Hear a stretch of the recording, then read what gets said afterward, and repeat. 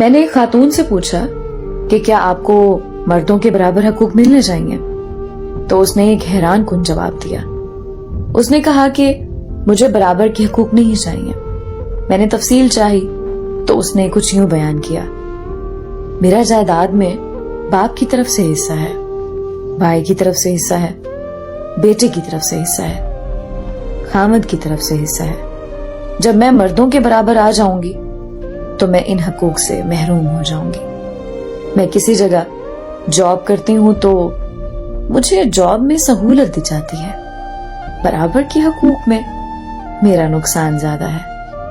Bank, ہسپتال، market, ہر جگہ ladies first کے اصول پر مجھے ریلیف مل جاتا ہے۔ میں ابو سے ملنے جاؤں تو وہ کھڑے ہو کر ملتے ہیں اور بھائی کو بیٹھے بیٹھے سلام کر لیتے ہیں۔ ہم شہر سے باہر کہیں جائیں تو میں نے اور بیٹی نے اپنا اپنا ہینڈ بیگ پکڑنا ہوتا ہے اور بس باقی سامان بیٹے جانے اور ان کے پاپا۔ ایک بار راستے میں گاڑی رک گئی تھی تو مجھے اسٹیئرنگ تھما کر بیٹے اور میاں نے دھکا لگایا۔ برابر کے حقوق ہوتے تو مجھے بھی دھکا لگانا پڑتا۔ سبھی بڑے اور بھاری کام خود بخود مردوں پر جا پڑتے ہیں۔ مجھے کبھی بل ادا کرنے نہیں جانا پڑتا، کبھی پینٹ والے کے پیچھے نہیں دوڑنا پڑتا، کبھی الیکٹریشین کے ساتھ دماغ کھپائی نہیں کرنی پڑتی۔ کمانے کی ذمہ داری کبھی میری نہیں رہی، میاں نے کمانے کے لیے نکلنا ہی نکلنا ہے۔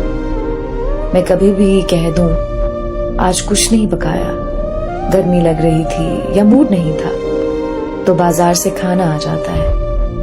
کوئی زبردستی نہیں ہے، لیکن ان کو کام سے چھٹی نہیں ہے۔ میاں کی انکم پر مجھے حق حاصل ہے، میری انکم پر صرف میرا لباس ان سے مہنگا ہوتا ہے، میرے جوتے کپڑوں کی تعداد ان سے زیادہ ہے۔ ایسے بے شمار فائدے مجھے حاصل ہیں۔ میں برابر کے حقوق لے کر گھاٹے کا سودا کروں گی؟ اتنی پاگل لگتی ہوں کیا؟